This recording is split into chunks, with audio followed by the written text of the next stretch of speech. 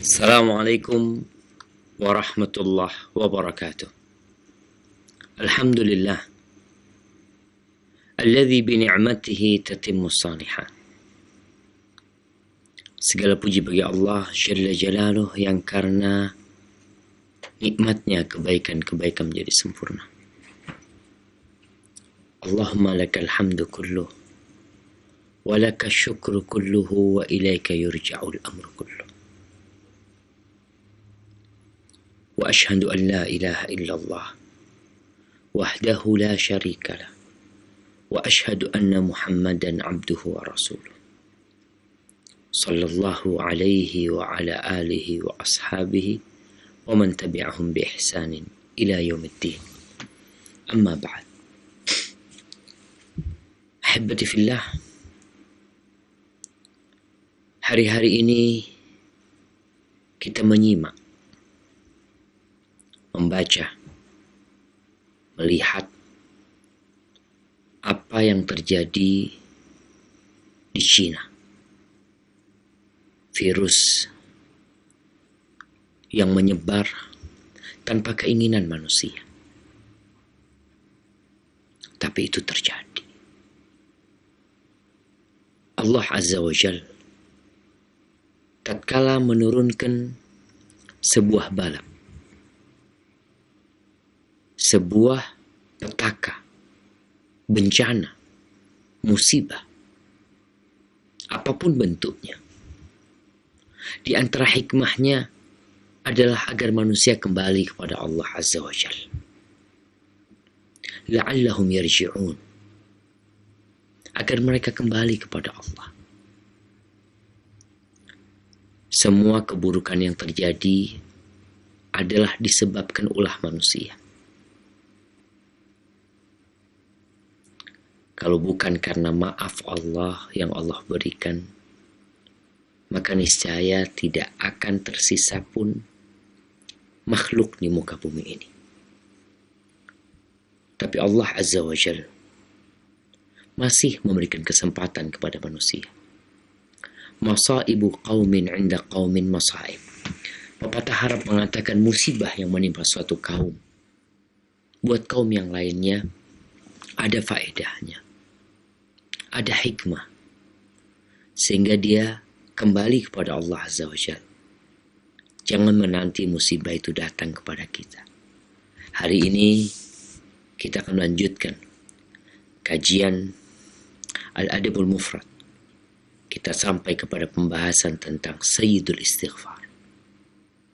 Tentang bagaimana seorang hamba seharusnya memohon ampun kepada Allah Azza wa Jalla atas dosa-dosa yang kita kerjakan, atas kesalahan-kesalahan yang kita perbuat, yang mungkin sebagian kita tidak sadar bahwa musibah yang menimpa dia adalah karena dosa-dosa yang dia lakukan. Allah mengatakan ma asabaka min hasanatin faminallah. Kebaikan yang menimpa dirimu murni pemberian Allah Azza wa Jalla. Wa ma asabaka min sayyi'atin famin nafsik. Adapun keburukan yang menimpamu, maka itu dari dirimu sendiri. Kita lihat bagaimana Rasulullah SAW mengajarkan kepada kita untuk senantiasa beristighfar. Tidak menanti melakukan dosa besar baru hamba beristighfar.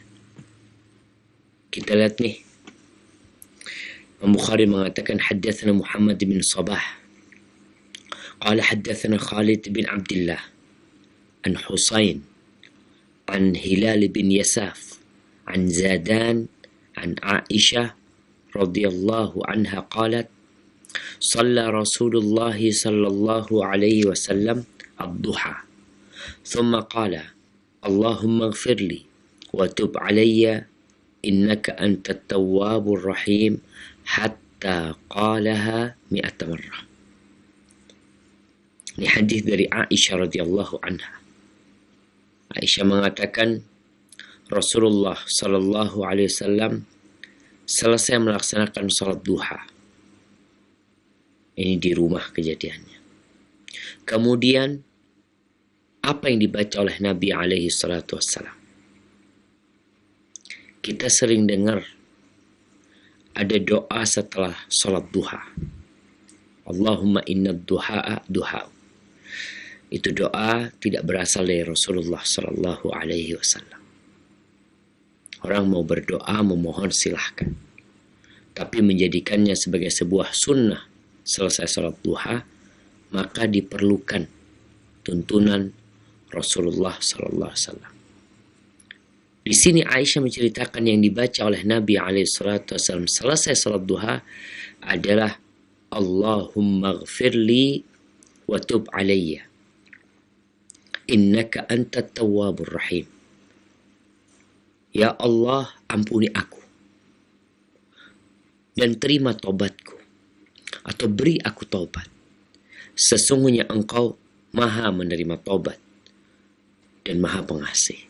Berapa kali Nabi membaca Allahumma ghfirli wa tub alayya innaka antat tawwabur rahim 100 kali.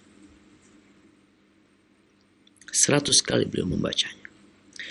Jamaah rahimakumullah, para ulama berbincang tentang perbedaan antara istighfar dengan taubat. Di antara mereka seperti Syekh bin Utsaimin rahimahullahu ta'ala mengatakan, istighfar itu untuk yang telah lalu. Sedangkan taubat untuk yang akan datang. Dan istighfar itu muqaddimah untuk orang bertobat. Karena bertobat itu menyesal atas apa yang dia kerjakan. Penyesalan itu mengantarkan dia untuk meninggalkan dosa itu pada saat itu. Ini tobat. Kemudian syarat tobat, dia berazam untuk tidak melakukannya di masa yang akan datang. Sedangkan istighfar berdoa, memohon ampun kepada Allah Azza wa Jalla. Namun terkadang istighfar disebutkan sendirian. Seperti Nabi Nuh alaihissalam ketika mengatakan kepada kaumnya, faqultu astaghfiru rabbakum innahu kana ghaffara. Nabi Nuh mengatakan kepada kaumnya, istighfarlah kalian kepada Rabb kalian, sesungguhnya Allah itu maha pengampun. Dan juga Nabi Saleh berkata kepada kaumnya, mengatakan kepada mereka, laula tastaghfirun Allah la'allakum turhamun. Kenapa kalian gak istighfar minta ampun sama Allah? Supaya Allah merahmati kalian. Ada yang bergabung antara istighfar dengan taubat. Seperti firman Allah, istaghfiru rabbakum thumma tubu ilaih. Beristighfarlah kalian, kemudian dan bertobatlah kalian. Di sini Ibnu Qayyim mengatakan, apabila istighfar disebutkan sendirian, tanpa kalimat taubat, maka istighfar itu harus mengandung taubat. Bahkan dia taubat sebenarnya. Karena kalau orang astagfirullah, dia terus melakukan dosa, berarti dia main-main dalam memohon ampun kepada Allah Azza wa Jalla. Tapi kalau disebutkan istighfar dan taubat, maka istighfar doa mohon ampun dan taubat seperti yang tadi sudah disampaikan. Nabi alaihissalatu wassalam yang sudah diampuni dosa-dosa beliau yang masa lalu dan yang akan datang, beliau mengajarkan kepada kita untuk tidak berhenti beristighfar dan bertobat. Kapan? Setiap hari. Hadits Sayyidul Istighfar disebutkan kembali oleh Al-Imam Bukhari Imam Bukhari mengatakan haddatsana Abu Ma'mar qala haddatsana Abdul Warith qala haddatsana Husain qala haddatsana Abdullah ibn Buraidah qala haddatsani Bushair ibn Ka'ab al-Adawi qala haddatsani Shaddad ibn Aus عن النبي صلى الله عليه وسلم قال Nabi alaihissalam bersabda, Sayyidul istighfar, istighfar yang paling indah, tuannya istighfar, pemukanya istighfar, ayyaqul, hendaklah dia berkata, Allahumma anta rabbi, la ilaha illa anta khalaqtani wa ana abduk, wa ana ala ahdika wa wa'dika mastata'tu, a'udhu bika min syarri ma sana'tu, abu'u laka bi ni'matika wa abu'u laka bi dhanbi faghfir li fa innahu la yaghfiru dhunuba illa anta. Nih yang udah pernah kita bahas di hadis nomor 617. Allahumma anta rabbi, ya Allah, engkau adalah Rabbku, engkau adalah yang menciptakanku, engkau adalah yang memberikan rizki kepadaku, segalanya darimu, dan aku akan kembali kepadamu. La ilaha illa anta, tiada ilah yang berhak disembah melainkan hanya engkau. Engkau menciptakan aku, dan aku adalah hambamu. Aku di atas perjanjian dan janji-janjiku sesuai dengan kemampuanku.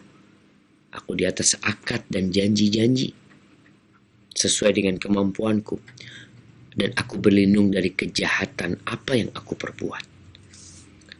Aku mengakui untukmu nikmat-nikmat yang kau berikan kepadaku. Dan aku mengakui pula dosa-dosa yang aku kerjakan. Maka ampuni aku ya Allah. Karena sesungguhnya tiada yang mengampuni dosa kecuali engkau. Karena engkau lah Tuhan. Engkau lah Rabb. Engkau lah yang menciptakan. Engkau lah yang punya hak untuk mengampuni. Dan engkau yang punya hak untuk menghukum dan memberikan azab. Man qalaha minan nahar muqinan biha. Barang siapa yang membaca doa ini di siang hari, penuh keyakinan. Ingat, penuh keyakinan. Artinya istighfar dibaca harus dengan hati. Istighfar diucapkan oleh seorang hamba harus berdasarkan keyakinan. Bukan hanya ucapan tanpa makna. Karena ada orang yang mengulangi-ulangi bacaan dia. 100 kali dia membaca apa yang dibaca Nabi alaihissalam selesai salat duha. Allahumma gfirli wa tub alayya innaka antat tawwabur rahim. Allahumma gfirli wa tub alayya innaka antat tawwabur rahim. Atau dia mengatakan astaghfirullah wa atubu ilaih, astaghfirullah wa atubu ilaih, astaghfirullah wa atubu ilaih. Tapi dia tidak yakin dengan apa yang dia baca.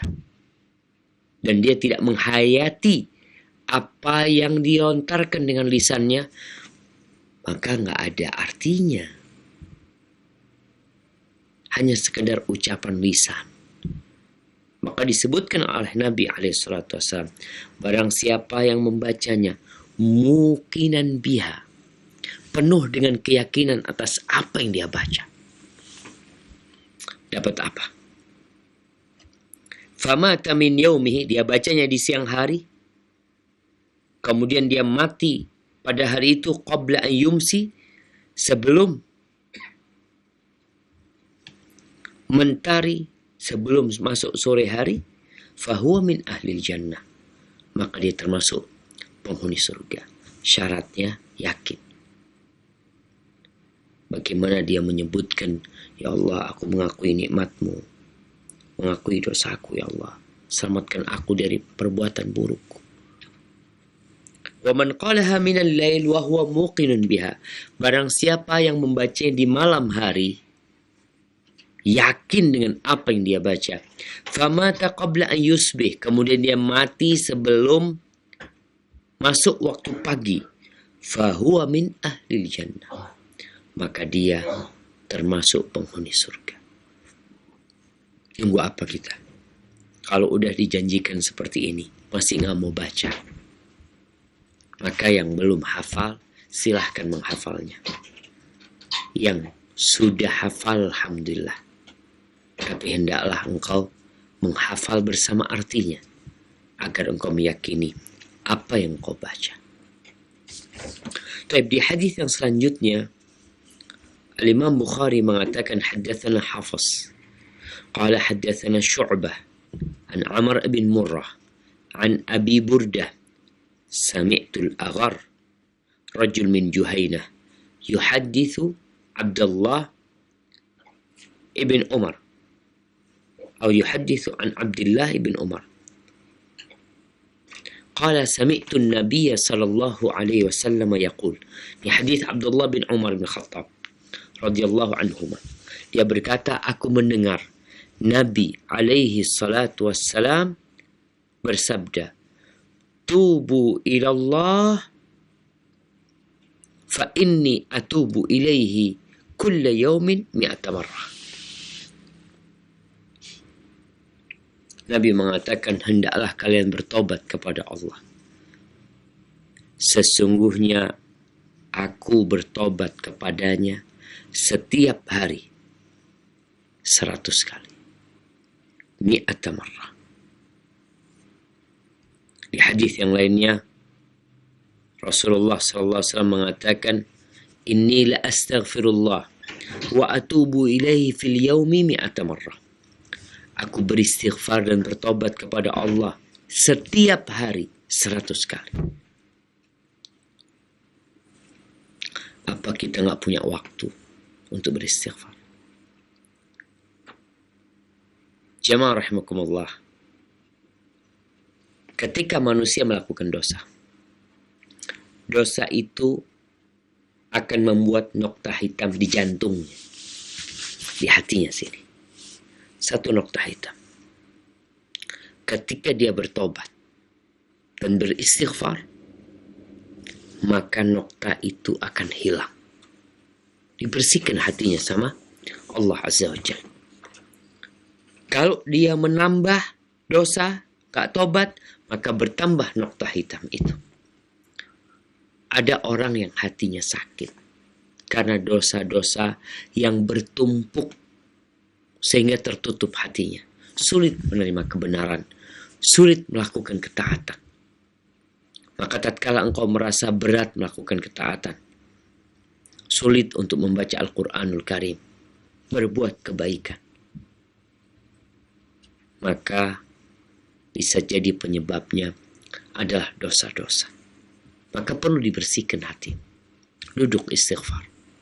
Hitung. Sahabat menghitung.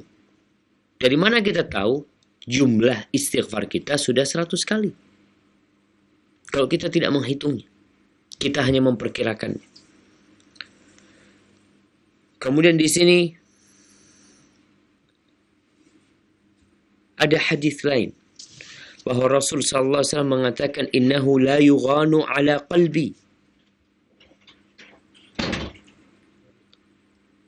Ya, ini hadis Al-Aghar Al-Muzani, bahwa Rasul SAW, jadi tadi yang dikatakan bahwasanya ada Al-Aghar, salah satu orang dari Juhaynah, dia termasuk sahabat.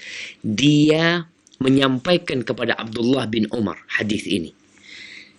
Al-Aghar Al-Muzani, dia mengatakan bahwa Nabi SAW bersabda, innahu la yughanu ala qalbi. Sesungguhnya terkadang itu hatiku seperti ada yang menutupinya. Antum lihat kadangkala ada mentari yang terang tapi ketutup awan yang tipis-tipis sehingga cahayanya itu tembus. Ada, kita melihat cahaya itu tembus. Nabi menyebutkan kondisi hatinya. Wa inni la astaghfirullah fil yaumi mi'ata marrah. Dan aku benar-benar beristighfar, memohon ampun kepada Allah 100 kali. Ahibati fillah, kalau itu Rasulullah SAW, bagaimana seharusnya kita yang tidak terjaga dari dosa? Dan bisa jadi dosa itu kita lakukan di hati kita, ada dosa yang berupa hasad, iri, dengki, kemudian penyakit-penyakit hati yang merusak hati. Kalau kita nggak banyak-banyak istighfar, maka hati kita akan sakit. Ada yang sekarat hatinya, ada yang mati. Dan istighfar termasuk cara untuk membersihkan hati dan menyehatkannya kembali. Baik, kemudian di hadis selanjutnya, Al-Imam Al-Bukhari mengatakan, Haddatsana Ahmad ibn Yunus, telah mengajarkan kepada kami Ahmad ibn Yunus. Qala haddatsana Zuhair, telah mengajarkan kepada kami Zuhair. Qala haddatsana Mansur anil Hakam an Abdurrahman ibn Abi Layla. Ini hadis dari Abdurrahman ibn Abi Layla. Abdurrahman ibn Abi Layla, dia adalah seorang tabi'in. Disebutkan oleh Al-Imam Al-Zahabi dalam kitabnya Siyar A'lamin Nubala, bahwasanya Ibn Abi Laylah ini telah berjumpa dengan 120 dari sahabat Nabi SAW. Dia mengatakan, Adraktu ishrin wa mi'ah min ashabi Rasulillahi sallallahu alaihi wasallam min al-ansar. Idza su'ila ahaduhum an syai' wadda anna akhahu kafah. Ibn Abi Layla mengatakan, aku berjumpa dengan 120 dari sahabat Nabi alaihi salatu wassalam, dari kalangan Ansar. Kalau ditanya sesuatu, mereka itu berharap saudaranya yang menjawab. Artinya ketika ada pertanyaan, dia berharap ada orang lain yang menjawab pertanyaan itu. Ini termasuk adab. Ketika kita ditanya, mungkin kita tahu jawabannya, tapi mungkin ada orang lain yang mungkin bisa menjawabnya lebih baik. Maka kita arahkan. Ada ustadz yang lainnya, monggo, mungkin dia yang menjawabnya. Dan Ibn Abi Layla, Abdurrahman Ibn Abi Layla ini disebutkan jamaah, dia termasuk dari fuqaha, dari ahli fikih dan ahli ibadah. Dia pernah berkumpul dengan Ali bin Abi Thalib. Dan dia juga ikut mendampingi Ali dalam peperangan Siffin. Kemudian setelah Ali bin Abi Thalib meninggal dunia dan tampuk kekuasaan dipegang oleh Bani Umayyah, pernah Ibn Abi Layla ini ditangkap oleh Al-Hajjaj bin Yusuf karena dia sempat ikut pemberontak pada waktu itu. Dan dia diminta untuk melaknat Ali bin Abi Thalib. Diminta untuk melaknat Ali bin Abi Thalib, tapi dia subhanallah berusaha untuk tidak melaknat Ali bin Abi Thalib. Ketika dia dipukul, disiksa, dia mengatakan laknatullah alal kadhibin. Dia diminta untuk melaknat, il'anil kadzabin, laknatlah para pendusta. Maka dia pun mengatakan laknatullah alal kadhibin. Kemudian dia mengatakan Ali ibn, dia berhenti sejenak. Lalu dia mengatakan Ali wa Abdullah ibn Zubair wal Mukhtar, tapi dia memisahkan dari laknat itu. Dia tidak melaknat Ali bin Abi Thalib. Dan subhanallah, dari ahli ibadahnya Ibn Abi Layla ini, Al-Amash mengatakan, Kana Abdurrahman ibn Abi Layla yusalli. Abdurrahman bin Abi Layla ini kadang-kadang dia salat malam. Fa idza dakhala ad-dakhil nama ala firash. Kalau ada orang masuk, maka dia tidur di atas ranjang. Dia berusaha untuk menyembunyikan amalannya. Makanya sholat sunnah itu dianjurkan di rumah, agar nggak ada yang lihat.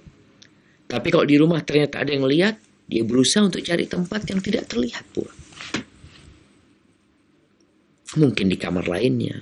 Dan Ibn Abi Layla kalau ada yang masuk, maka dia tidur. Dan setelah orang itu tidur mungkin, baru dia kembali melaksanakan sholat.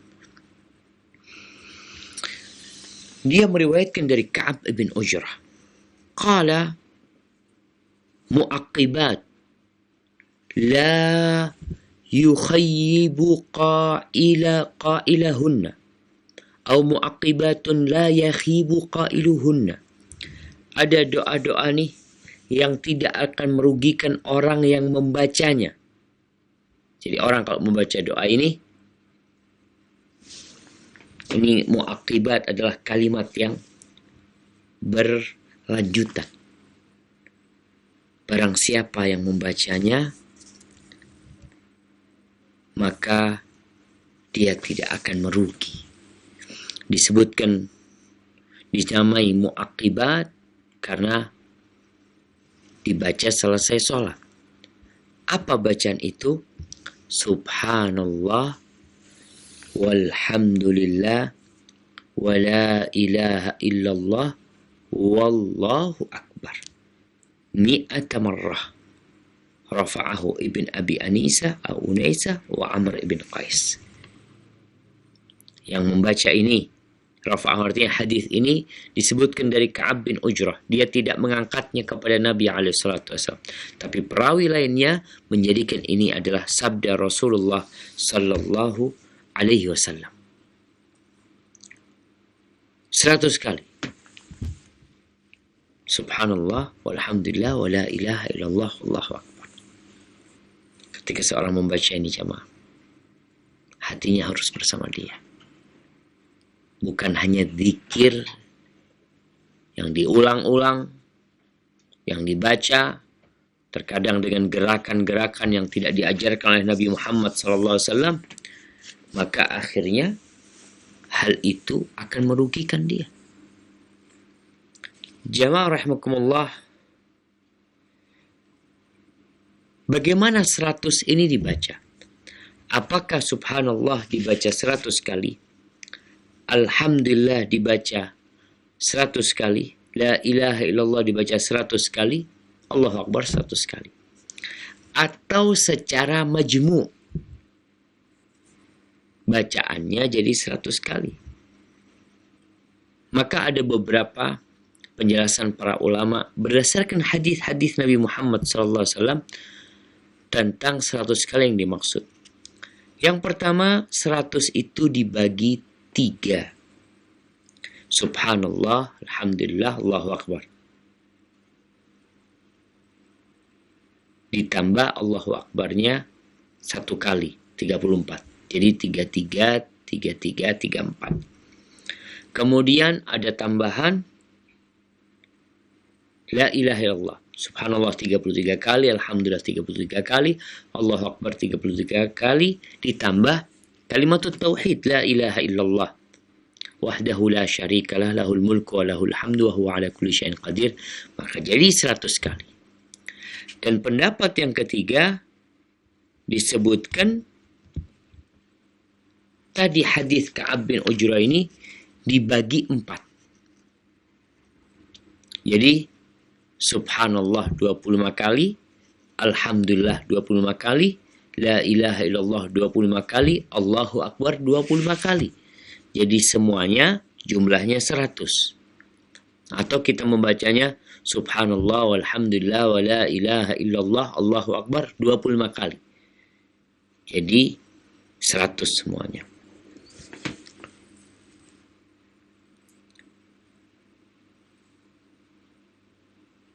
Jadi ucapan tadi subhanallah alhamdulillah wa la ilaha illallah Allahu Akbar yang lebih kuat pendapatnya adalah memang dibaca secara majmu'. 25 kali, 25 kali, 25 kali, 25 kali, jadi 100. Barakallahu fikum. Itu yang berkaitan dengan istighfar.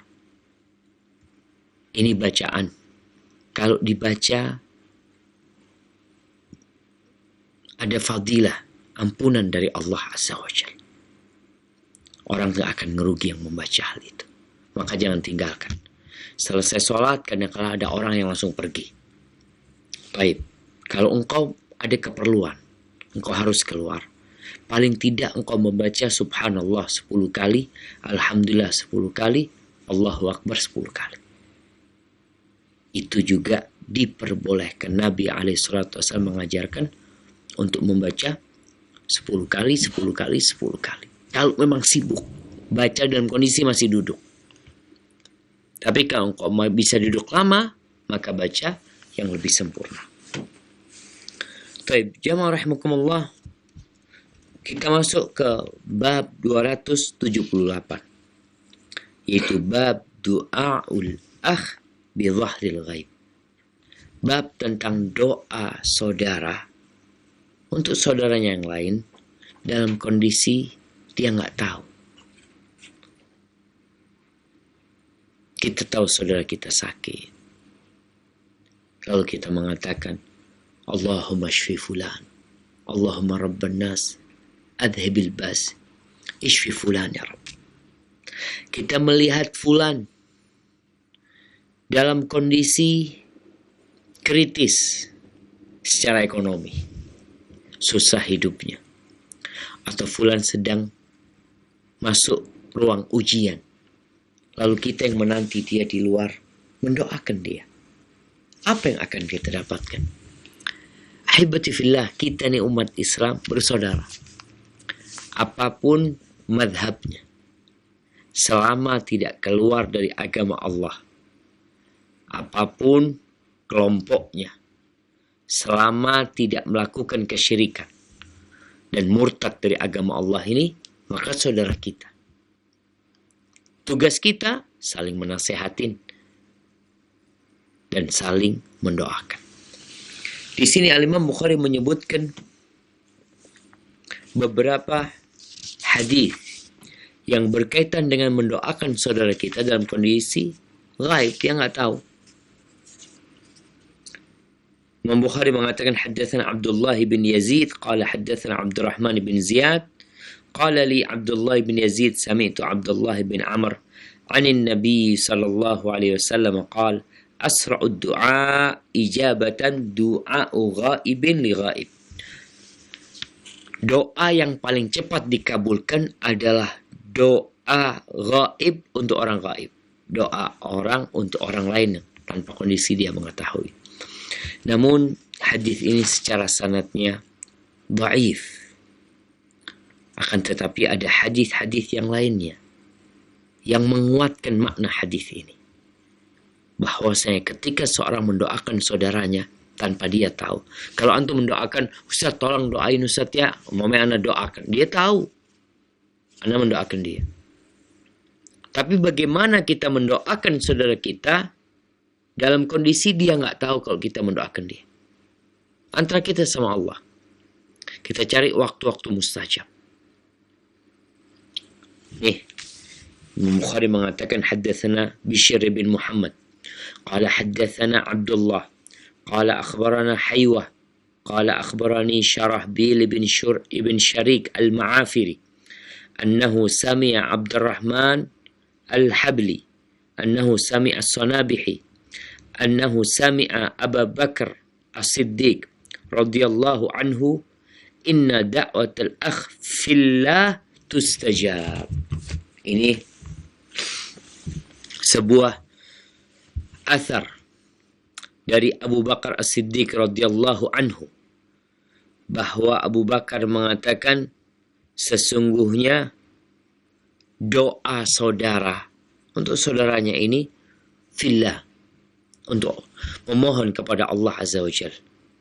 Saudara seiman, saudara seagama, doa itu dikabulkan. Ya enak San, Ana doakan dia dikabulkan, dia yang hidup nyaman. Lebih baik ana mendoakan diri ana sendiri daripada mendoakan orang lain. Subhanallah. Kalau engkau mendoakan saudaramu, engkau akan mendapatkan apa yang kau pintakan untuk saudaramu. Maka mintalah yang terbaik untuk saudaramu. Doamu dikabulkan untuk saudaramu dan Allah akan ngasih kepadamu yang sama dengan apa yang kau pinta. Di sini Al-Imam Bukhari menyebutkan hadis lainnya. Dia mengatakan haddatsana Muhammad ibn Salam qala haddatsana Yahya ibn Abi Ghunyah qala akhbarana Abdul Malik ibn Abi Sulaiman an Abi Zubair an Safwan ibn Abdullah bin Safwan wa kanat tahtahu Ad-Darda binti Abi Darda. Nih, Safwan ibn Abdullah bin Safwan, dia itu suaminya Darda. Darda ini putrinya Abu Darda, sahabat Nabi radhiyallahu taala anhu. Qala qadimtu alaihim Syam. Nih, Safwan sedang datang ke Syam. Di sana fawajadtu Ummu Darda fil bait walam ajid Abu Darda. Dia ke rumah, dia mendapatkan Ummu Darda, mertua perempuannya, tapi dia tidak menjumpai Abu Darda. Abu Darda nggak ada. Ini jamaah adab seorang menantu. Sekali-kali engkau datang, jumpain mertuamu. Walaupun hanya sekedar untuk mengucapkan salam. Kalau engkau mampu membawa oleh-oleh sesuatu yang menyenangkan mertuamu, maka itu lebih baik. Innallaha ya'muru bil adli wal ihsan. Allah menyuruh kita berbuat adil dan berbuat kebaikan. Yang terbaik. Lakukan yang terbaik. Apalagi buat orang tua dari istrimu. Karena ada yang kadang kala udah gak peduli sama mertuanya. Bahkan anak mertuanya ini, istri dia, mungkin dia zalimi. Safwan bin Abdullah menjumpai Ummu Darda. Qalat, mertua perempuannya bertanya, Ummu Darda, aturidul hajja al-am? Apakah engkau mau haji tahun ini? Mau berangkat haji nih? Tahun ini. Qultu na'am. Aku katakan iya, aku mau berangkat haji. Qalat fad'ullah lana bi khair. Berpesan nih mertuanya kepada menantunya. Minta doanya. Mohonkan kepada Allah untuk kami dengan kebaikan. Jadi ini termasuk tawassul yang disyariatkan. Meminta doanya orang soleh yang masih hidup.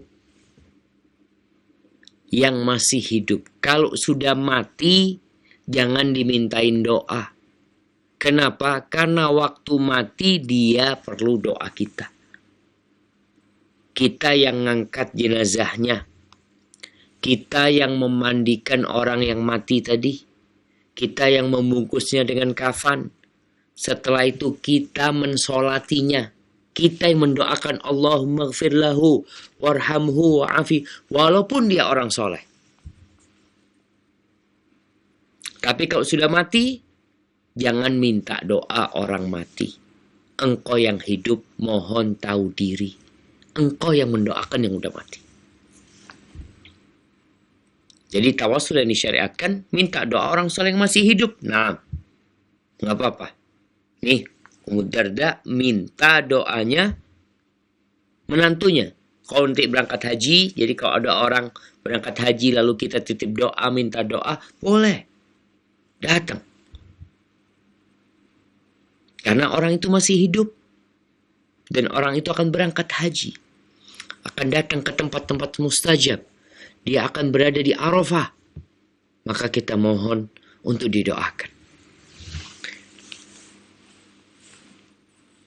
Ummu Darda ketika meminta kepada menantunya untuk didoakan, dia menyebutkan hadis Nabi Muhammad SAW.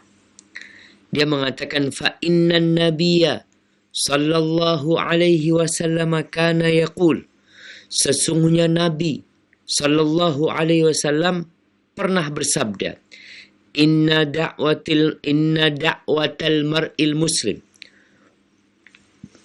mustajabatun li akhihi bi dhahril ghaib.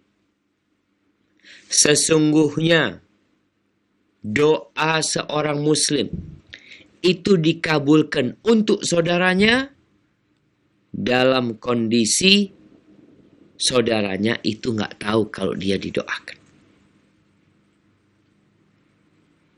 Kalau ana hadir dia sakit, lalu ana mengatakan ana pegang tempat yang sakit, lalu ana doakan dia, maka ini doa tidak bidhahril ghaib. Karena orang itu ada, orang itu mendengarkan doa kita. Ummu Darda menyampaikan bahwa Nabi SAW menyebutkan doa saudara untuk saudara muslim tanpa kehadiran dia, inda ra'sihi malakun muwakkal. Di sisi kepalanya, kepala orang yang berdoa ini, ada malaikat yang ditugaskan oleh Allah Azza wa Jalla. Kullama da'a li akhihi bi khairin qala amin walaka bimithl. Setiap kali itu orang mendoakan kebaikan untuk saudaranya, maka malaikat yang telah ditugaskan untuk berada di samping dia akan mengatakan amin, dan bagimu seperti persis dengan apa yang kau pintakan buat saudara. Lalu apa yang kita pinta buat saudara kita? Kalau kita ngelihat dia belum punya mobil, doa, ya Allah, semoga fulan dikasih kendaraan yang bagus. Malaikat akan mengatakan amin, semoga engkau juga dapat kendaraan yang bagus. Ketika melihat saudaranya belum menikah, doakan saudaranya, ya Allah, fulan kesian belum menikah, semoga segera datang jodohnya. Malaikat akan mengatakan amin walaka bimithl, dan bagimu sama yang seperti itu. Makanya buat jomblo-jomblo ini yang merasa kok sulit mendapatkan jodohnya, doakan saudaranya supaya cepat menikah. Engkau pun akan didoakan sama malaikat supaya cepat menikah. Ingat, doanya bukan ketika dia ada. Anda doakan dia, moga segera dapat jodoh. Enggak. Doakan ketika dia tidak ada. Karena itu lebih ikhlas dan lebih menghayati ketika engkau mendoakan saudaramu tanpa dia hadir. Qala falaqitu Abu Darda fi suq. Ini menantu akhirnya berangkat ke pasar. Di sana dia berjumpa dengan mertua laki-lakinya, Abu Darda.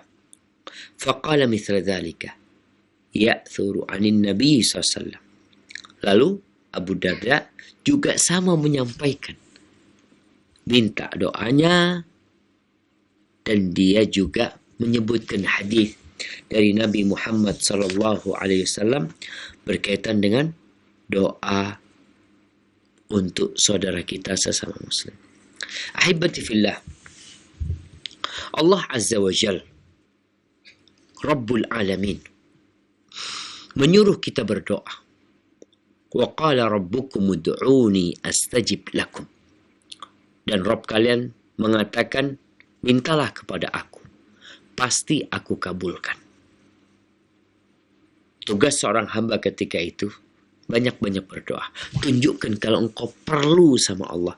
Tanpa bantuan Allah, tanpa pertolongan Allah, kita tidak akan bisa melewatin kehidupan ini dengan sempurna.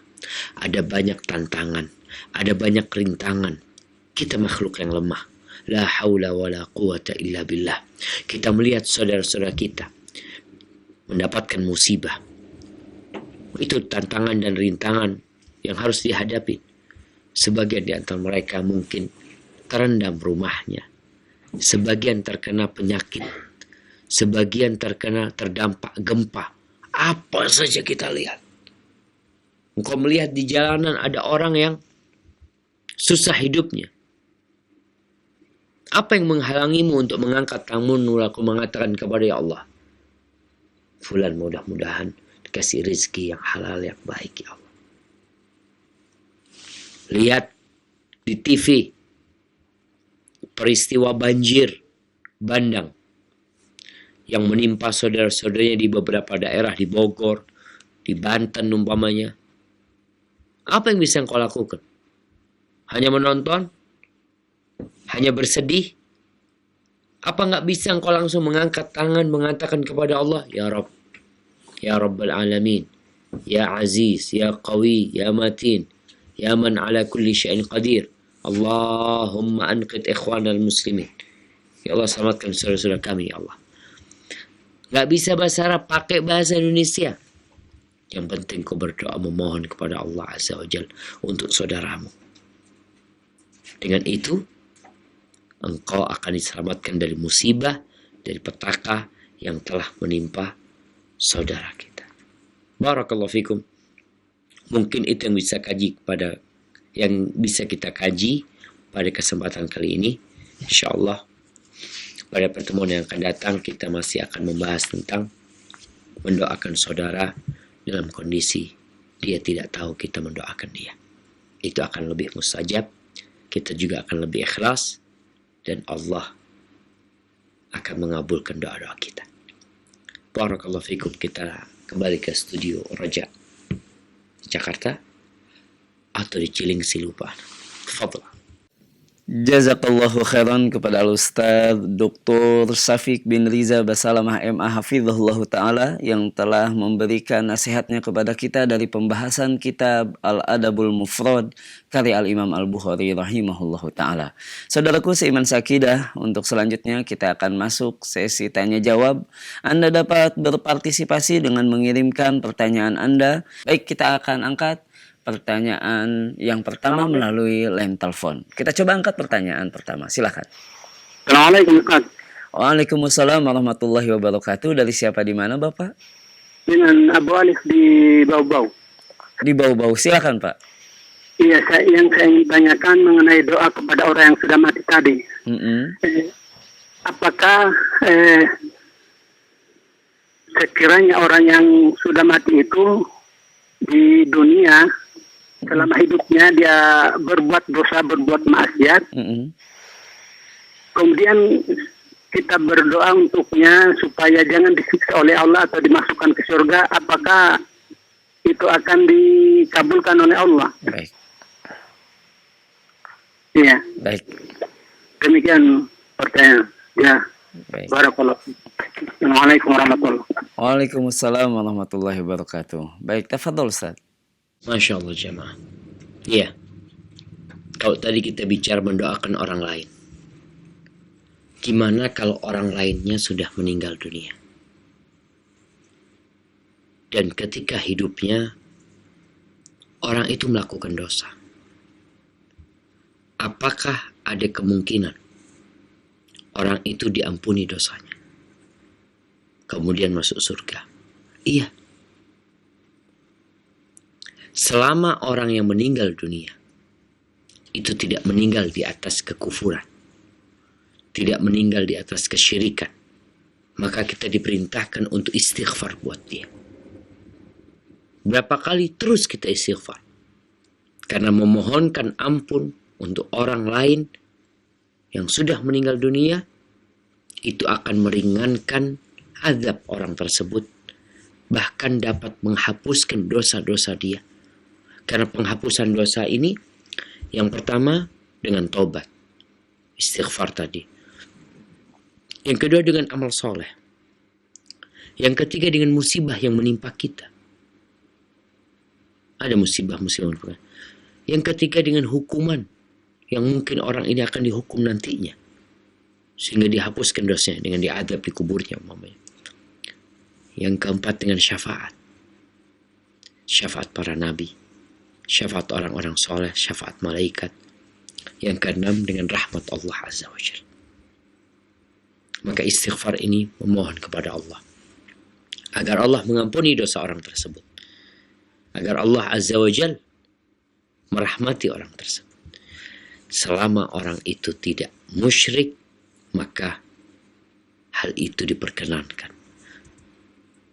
Rasul sallallahu alaihi wasallam menjelaskan tentang seorang ayah yang telah meninggal dunia. Kemudian di hari kiamat, dia bingung mendapatkan posisi yang begitu indah. Padahal dia tahu bahwa dia pelaku dosa mungkin. Atau dia nggak pantas untuk mendapatkan apa yang dia lihat.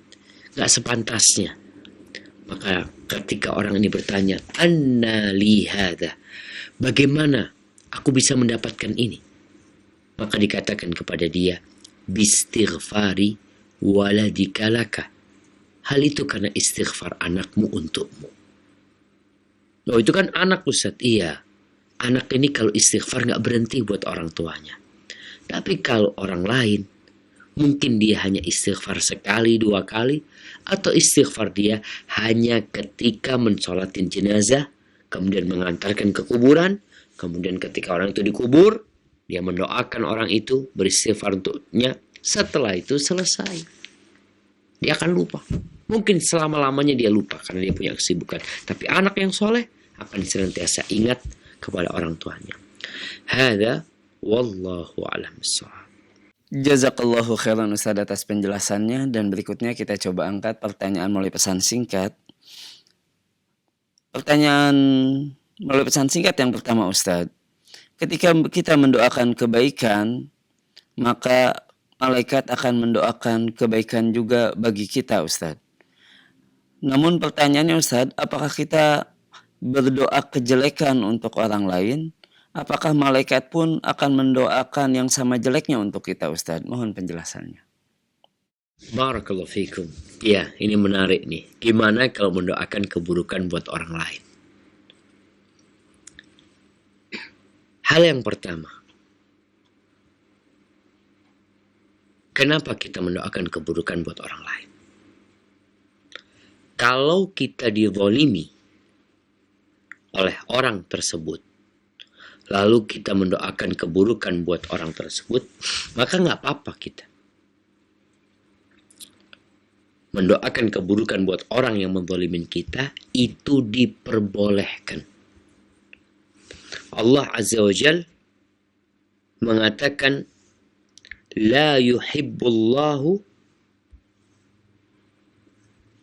Tunggu ana bacain firman Allah Subhanahu wa taala. Nah, di surat An-Nisa ayat 148 Allah mengatakan, la yuhibbullahu al-jahra bis-su'i minal qawli illa man zulim wa kana Allahu sami'an 'alima.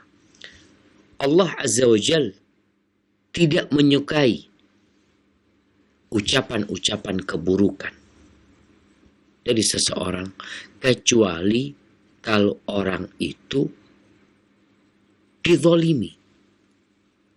Maka dia boleh menyebutkan keburukan orang ini kepada orang yang memiliki kekuasaan untuk menegakkan keadilan.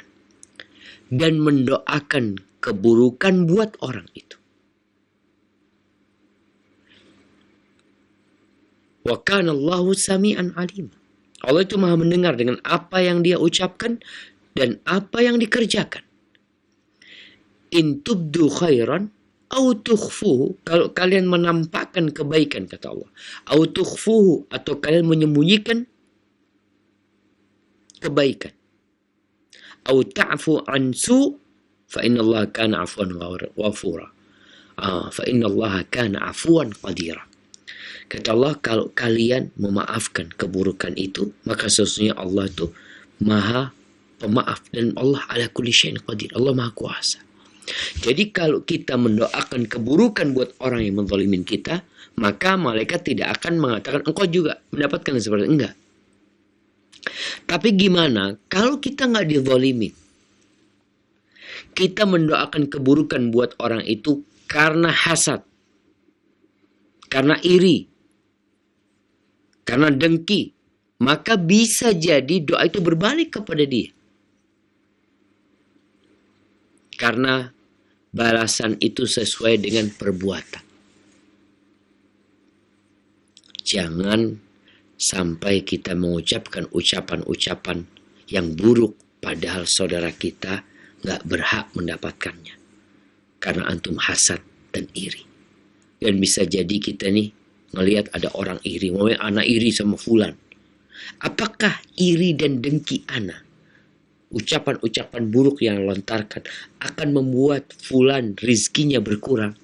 Bisa jadi rizki dia tambah banyak dan engkau tambah susah hidupnya.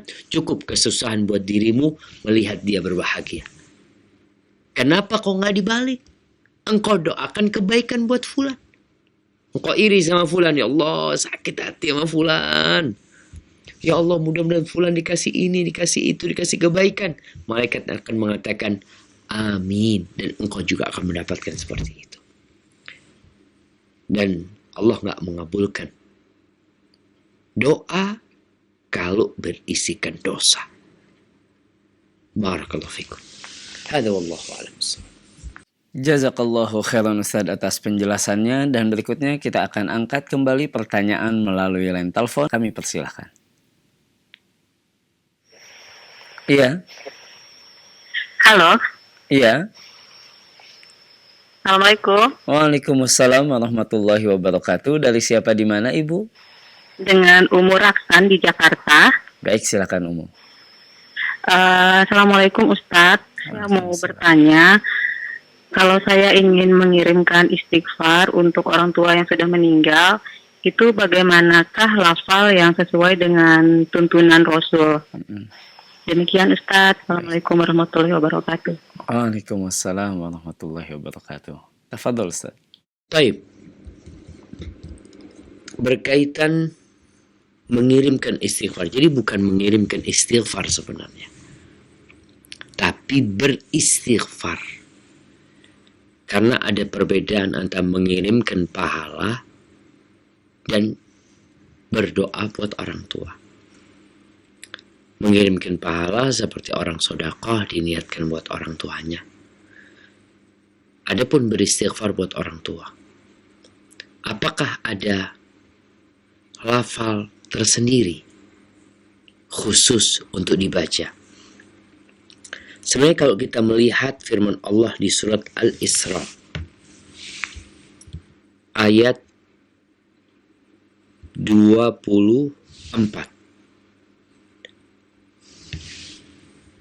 di sini Allah menyuruh kita berdoa buat orang tua kita. Waqul, kata Allah, dan katakan. Apa yang dikatakan dalam doanya? Waqur rabbirhamhuma kama rabbayani shaghira. Ya Allah, rahmati keduanya sebagaimana keduanya telah merawatku ketika kecil. Rabbirhamhuma kama rabbayani shaghira. Kalau mau minta ampun buat orang tuanya, seperti doa yang biasa kita dengar atau kita baca, Rabbighfirli wali walidayya warhamhuma kama rabbayani shaghira. Rabbighfirli, ya Allah ampuni aku, wali walidayya, dan untuk kedua orang tuaku, warhamhuma, dan kasihi keduanya sebagaimana keduanya telah merawatku ketika kecil. Boleh enggak dengan lafal-lafal yang lainnya? Boleh, terserah. Seperti orang mau mengatakan astaghfirullah li abi wa ummi. Astaghfirullah li abi wa ummi. Allah, aku mohon ampun buat ibu, buat bapak dan ibuku. Aku mohon ampun. Astaghfirullah li abi wa ummi. Seperti itu diperbolehkan. Doa apapun, permohonan ampun kepada Allah untuk kedua orang tua dengan bahasa apapun, yang penting engkau harus yakin dengan apa yang kau baca. Karena Rasulullah SAW mengatakan, Ud'ullah wa antum muqinuna bil ijabah. Berdoalah kalian kepada Allah dalam kondisi yakin akan dikabulkan oleh Allah Subhanahu wa taala. Barakallahu fikum. Nah. Jazakallahu khairan Ustaz atas penjelasannya, dan berikutnya pertanyaan melalui pesan singkat Ustaz dari hamba Allah di Bekasi. Ingin bertanya Ustaz, ana rutin melakukan zikir pagi petang, saidul istighfar. Namun ana kadang masih melakukan maksiat. Dan jika ana sudah mendapatkan kepuasan dari maksiat tersebut, ana merasa menyesal dan langsung istighfar dan menangis saat itu juga. Namun di lain kesempatan ana melakukan kemaksiatan tersebut lagi dan tobat lagi. Padahal Anda benar-benar takut dengan dosa dan takut dengan azab Allah, namun tidak bisa menahan nafsu syahwat, Ustaz. Anda takut apakah maksiat lalu tobat lalu maksiat lagi, seperti itu tobatnya akan diterima, dan Anda takut saat melakukan maksiat tersebut dicabut nyawanya. Mohon penjelasannya, Ustaz. La haula wala quwwata illa billah. Naam jemaah. Kalau bicara dosa, siapa yang tidak melakukan dosa? Semua berbuat dosa. Kata Rasulullah SAW, kullu bani Adam khata' wa khairul khata'in at-tawwabun. Semua anak Adam itu melakukan kesalahan. Dan sebaik-baik yang melakukan kesalahan adalah yang bertobat. Ketika engkau melakukan dosa, maka hendaklah engkau bertobat kepada Allah Azza wa Jalla. Ikutin amal keburukan dengan amal baik. Niatkan untuk tidak mengulangi. Hindari tempat-tempat kemaksiatan. Karena ada orang istighfar tapi nggak tobat. Artinya kalau di istighfar dikatakan adalah hanya memohon ampun kepada Allah Azza wa Jalla atas yang telah dia kerjakan, dia istighfar, ya Allah ampuni Allah, aku telah berbuat dosa. Tapi dia nggak ada iktikad untuk berhenti melakukan dosa. Atau dia tidak punya niat untuk meninggalkan dosa di masa yang akan datang. Dia sekarang menyesal. Setelah dia mendapatkan kepuasan, udah. Dia merasa nyaman, nanti dia melakukan dosa itu kembali. Maka hendaklah dia kembali bertobat kepada Allah Azza wa Jalla. Dan niat untuk tidak mengulangi. Karena kalau engkau menyesal dan meninggalkan perbuatan, tapi tidak bertekad untuk meninggalkan perbuatan dosa itu di masa yang akan datang, maka engkau belum bertobat. Sehingga dampak dosa itu tetap melekat di hatimu. Dan ini bisa jadi yang membuat engkau berbuat dosa lagi nanti. Berbuat dosa lagi. Maka niatkan untuk meninggalkan hal itu. Dan jangan menyesal, jangan tobat sambal. Tobat sambal itu ya hanya tobat sesaat. Pedas. Dia kepanasan, dia nggak mau lagi. Tapi nanti dia melakukan itu lagi. Allah Azza wa Jalla ketika menyebutkan orang-orang yang bertakwa, apa kata Allah?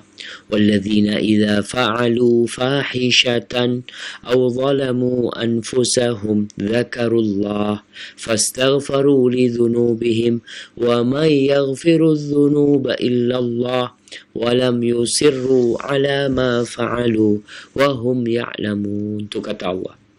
Mereka orang-orang yang bertakwa adalah orang-orang yang tatkala melakukan dosa besar atau menzalimi diri mereka dengan melakukan dosa-dosa kecil, mereka mengingat Allah, ingat sama Allah. Kemudian mereka mohon ampun sama Allah karena dia mengatakan la ilaha illallah. Tidak ada yang dapat mengampuni dosa dia kecuali Allah Azza wa Jalla. Ini tauhid. Kalau kita lihat banyak istighfar yang dengan kalimat tauhid. Karena dia yakin siapa yang bisa mengampuni dosa. Apakah dengan aku datang kepada seorang ustadz, aku bayar ke ustadz itu bisa mengampuni dosaku. Datang kepada seorang yang alim, orang itu bisa mengampuni dosa kita. Nggak ada. Jadi di beberapa agama ada yang mereka mendapatkan yang dalam bahasa Arab disebut sukukul ghufran, sertifikat pengampunan dosa. Bayar, beli sertifikat, udah diampuni dosanya. Nggak ada. Seorang mukmin tahu, yakin tidak ada yang mampu mengampuni dosa kecuali Engkau ya Allah. Walam yusirru ala ma fa'alu. Dan mereka tidak terus-terusan melakukan dosa tersebut dalam kondisi mereka tahu. Namun ketika engkau melakukan dosa, cepat kembali kepada Allah. Dan hindari tempat-tempat atau faktor-faktor yang membuat engkau mengulangi dosa tersebut. Hadza wallahu a'lam bishawab. Jazakallahu khairan Ustaz atas penjelasannya, dan berikutnya kembali kita akan angkat pertanyaan melalui line telepon. Kami persilahkan. Iya. Assalamualaikum. Waalaikumsalam warahmatullahi wabarakatuh. Dari siapa, di mana Bapak? Dengan Asrul di Maluku. Langsung dari Maluku. Silakan Pak. Ya, Assalamualaikum Ustaz. Waalaikumsalam. Yang anak tanyakan Ustaz, bolehkah kita membaca doa Allahumma anta rabbi la ilaha illa anta di dalam sujud dan sebelum salam? Baik. Ya. Baik. Ya, yang kedua Ustaz, bagaimana adab-adabnya yang berdoa kepada Allah secara syar'i atau mohon ampun kepada Allah secara syar'i? Ada berapa syaratnya tobat itu Ustaz? Baik. Jazakallah. Assalamualaikum Ustaz. Waalaikumsalam warahmatullahi wabarakatuh. Tafadhol Ustaz. Barakallahu fiik. Ya, ini pertanyaan menarik sekali jamaah. Tentang bolehkah kita membaca Sayyidul Istighfar ketika sujud atau sebelum salam. Sayyidul Istighfar sebagai sebuah doa boleh dibaca kapan saja, di mana saja, di tempat-tempat mustajab, di kondisi-kondisi mustajab, maka diperbolehkan seorang ketika sujud membaca Sayyidul Istighfar sebagai sebuah doa. Maka nggak masalah. Atau doa-doa yang lainnya dia mau baca. Rasulullah SAW mengatakan di penghujung sholat sebelum salam, "Falyatakhayar min khairid du'a." Hendaklah dia memilih dari doa-doa yang baik. Dan Sayyidul Istighfar termasuk doa yang terbaik. Maka boleh dia baca ketika itu. Jadi doanya bebas. Sehingga membaca Sayyidul Istighfar ketika itu diperbolehkan. Sujud juga seperti itu. Adapun pertanyaan tentang adab-adab doa atau adab-adab istighfar. Kalau bicara adab doa, banyak adab doa. Adab doa diantaranya adalah menghadap ke kiblat, mengangkat tangan. Ketika orang itu berwudu, maka itu akan lebih baik. Kemudian dia memuji Allah Azza wa Jalla. Memuji Allah dengan nama-namanya yang indah. Dengan sanjungan-sanjungan mengatakan Allahumma lakal hamdu hamdan katsiran tayyiban mubarakan fi kama yuhibbu rabbuna wa yardah. Kemudian dia mengakui dengan kondisi dia yang penuh dengan dosa. Setelah itu baru dia berdoa, dan dalam doanya dia juga bersalawat kepada Nabi alaihi salatu wassalam. Kemudian di antara ada berdoa juga meninggalkan makan yang haram. Soalnya kalau engkau makan yang haram, doa-doamu akan banyak ditolak. Karena ada penghalang. Di antara penghalang doa tidak dikabulkan adalah makan yang haram. Adapun syarat tobat yang disebutkan oleh para ulama ada beberapa. Yang pertama adalah menyesali. Ini berkaitan dengan masa lalu. Kemudian meninggalkan dosa itu pada waktu itu.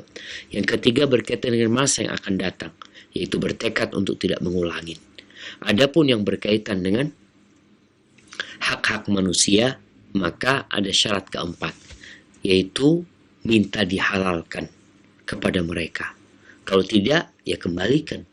Ketika kita pernah mengambil barang mereka, maka kita kembalikan barang itu kepada mereka.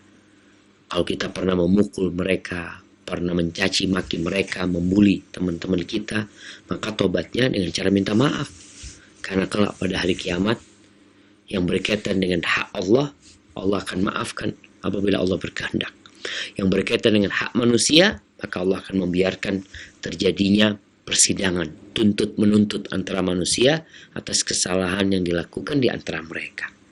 Hadza wallahu a'lam bissawab.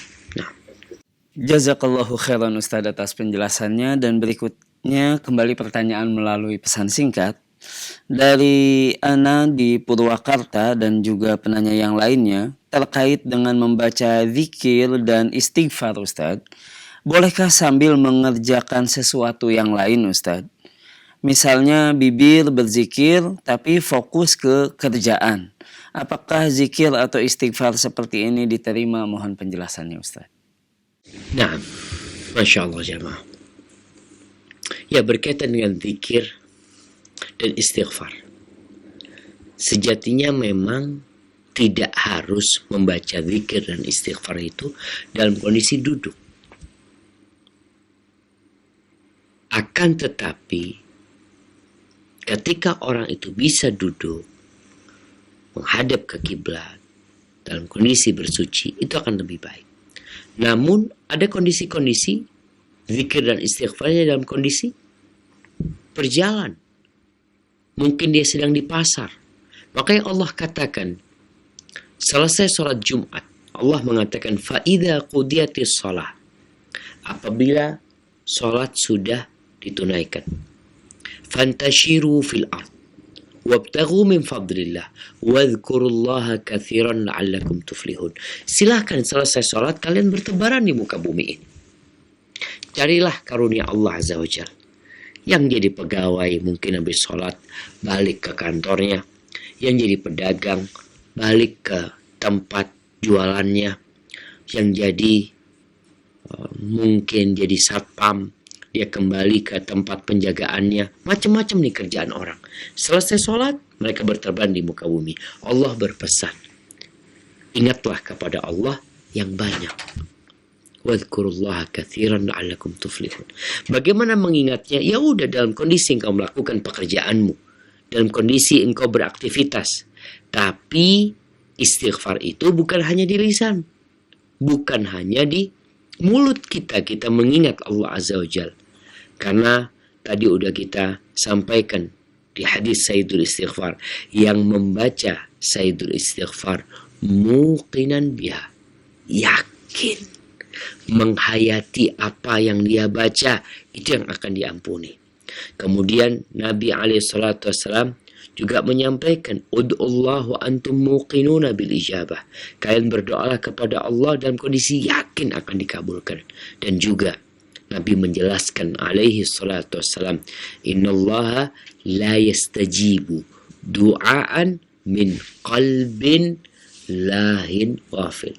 Allah tidak akan mengabulkan doa yang berasal dari hati yang lalai, hati yang main-main. Jadi kalau orang beraktivitas, dia menyapu, kemudian dia membaca zikir, subhanallah, nggak apa-apa. Jaga lisanmu agar basah, tapi jangan lupa, hati harus ikut.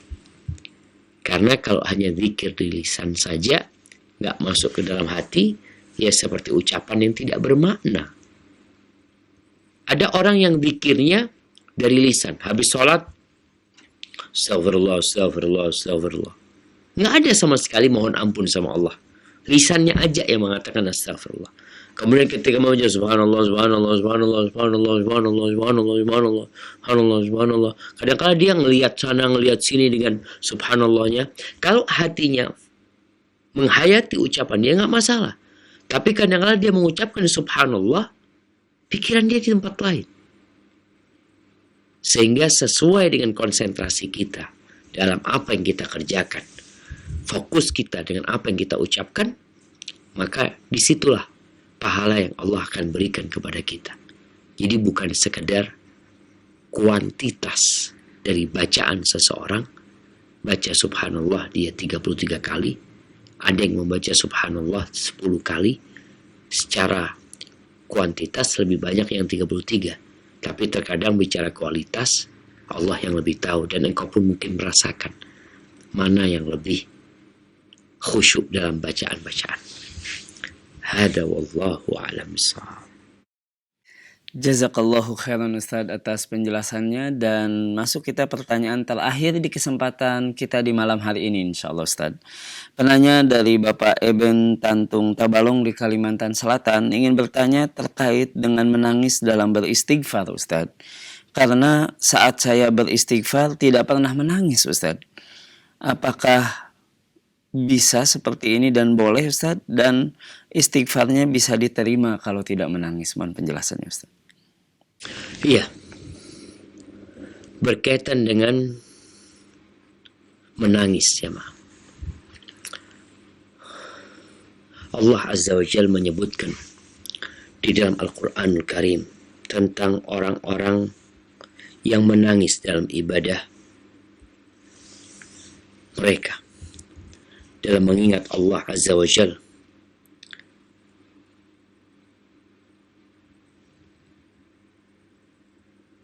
Disebutkan dalam hadis Nabi SAW, kalau yang di dalam Al-Quran Karim, Allah menyebutkan kharru sujadan wa bukiya. Ketika dibacakan ayat-ayat Allah kepada mereka, mereka langsung sujud dalam kondisi menangis, memohon ampun kepada Allah Azza wa Jalla. Rasulullah Sallallahu Alaihi Wasallam menyebutkan tentang 7 orang yang akan mendapatkan naungan dari Allah. Yauma la dhilla illa dhilluh. Pada hari tidak ada naungan kecuali naungan Allah Azza wa Jalla. Salah satunya adalah warajulun dzakarallaha khalian fafadat ainah. Seorang yang mengingat Allah sendirian. Sendirian dia mengingat Allah. Dia ingat dengan apa yang dia kerjakan. Dia mengingat dengan kebesaran Allah dan kelemahan dirinya. Nikmat-nikmat Allah dia ingat. Kemudian dia ingat dosa-dosa yang dia kerjakan. Maka kemudian dia meneteskan air mata. Maka orang ini mendapatkan kedudukan yang tinggi sekali. Kita gimana? Kita nggak pernah menangis. Mungkin penyebabnya memang kita tidak khusyuk dalam bacaan kita. Karena kalau bicara taubat itu mengingat masa lalu, menyesalinya. Kemudian berbicara tentang kondisi yang sekarang. Kemudian berharap di masa yang akan datang kita terselamatkan dari dosa-dosa tersebut. Maka yang tidak menangis berusaha untuk menangis. Kalau belum bisa, menangislah karena engkau. Kenapa aku kok nggak bisa nangis ya Allah? Di antara mata yang tidak akan disentuh oleh api neraka, kata Nabi SAW, ainani la tamassahuman nar. Ada 2 mata yang tidak akan disentuh oleh api neraka. Yang pertama, ainun bakat min khasyatillah, mata yang menangis karena takut kepada Allah. Dan yang kedua, mata yang berjaga di jalan Allah Azza wa Jalla. Maka hendaklah kita nggak bisa nangis, nggak apa-apa, tapi berusaha kita untuk menangis. Rasulullah SAW pernah sholat, beliau menangis sampai membasahi jenggotnya. Jenggotnya udah basah, pangkuannya basah, bahkan tanah yang ada di tempat Nabi SAW juga ikut basah karena tangisan Rasulullah SAW. Ketika Bilal bin Rabah melihat Nabi SAW dalam kondisi seperti itu, Bilal bertanya, ya Rasulullah, qad ghafarallahu laka ma taqaddama min dzambika wa ma ta'akhkhar.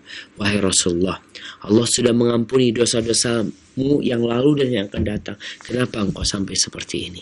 Maka beliau mengatakan, afala akun abdan syakura. Apa enggak pantas aku menjadi hamba yang bersyukur kepada Allah Azza wa Jalla. Barakallahu fikum. Sampai berjumpa kembali. Semoga senantiasa dalam lindungan ilahi. Wassalamualaikum warahmatullahi wabarakatuh.